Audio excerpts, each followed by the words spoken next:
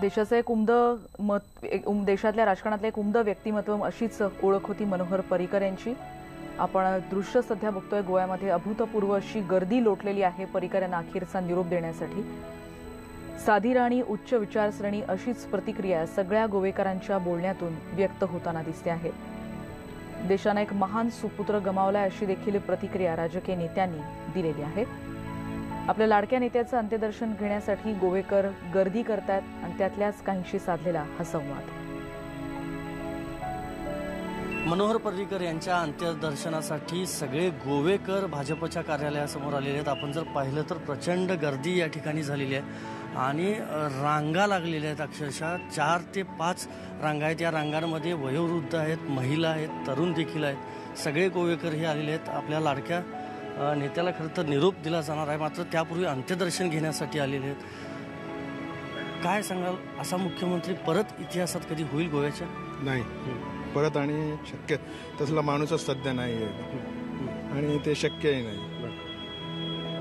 काय तुम्हाला त्यांची आवडलेली काय गोष्ट त्यांच्याकडे मी 15 वर्ष काम केलंय फॅक्टरीमध्ये। एक सज्जन माणूस आणि सुखदुःखात साथ देणारा माणूस, एवढीच त्यांची ओळख।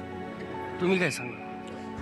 आता तुम्ही इथे लोक बघा, लोकांना असं वाटतं की बीजेपी एका धर्माची पार्टी आहे, पण आता तुम्ही इथे बघितलं तर सर्व धर्माचे लोक इथे आलेले आहेत। त्यांनी त्यांची लोकप्रियता कळते, म्हणजे अक्रॉस द बोर्ड, जात भेद नाही, धर्म जातीला महत्व दिलं नाही, राजकीय पक्षाला। आणि दुसरी गोष्ट म्हणजे आता तुम्ही बघितलं तर सगळे लाईनमध्ये उभे आहेत, हा त्यांचा गुण।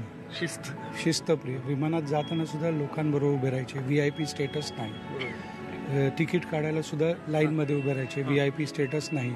हे त्यांच्याकडून आम्ही सगळे शिकलोय, म्हणून आम्ही आज इथे लाईनमध्ये आणि शिस्तबद्ध पद्धतीने उभे आहेत। हे 2 मुख्य गुण, असे अनेक गुण त्यांच्याकडून आपण घेऊ शकतो। मला म्हणजे फार दुःख झालेलंच आहे, म्हणजे आम्ही कार्यकर्ते असे म्हणून नाही, पण एक प्रिय नेता आमचा म्हणून आम्ही इथे। एक युथ म्हणून तुला अशी आवडलेली काय कुठली गोष्ट पर्रीकर? आता पहिली गोष्ट सांगतो, मी आता 25 वर्ष झालं, मी 6वी कक्षात होतो जेव्हा मी असोसिएट झाला पणजीमधून। मी पणजीचा वोटर आहे।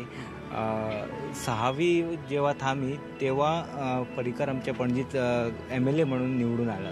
सो त्या 1994 ते आता 2019पर्यंत आम्ही असोसिएटेड आहे। फक्त त्याच्याकडे जी चार्म होती ती आणि कोणाला आणखी असला चीफ मिनिस्टर आम्हाला मिळेल नाही।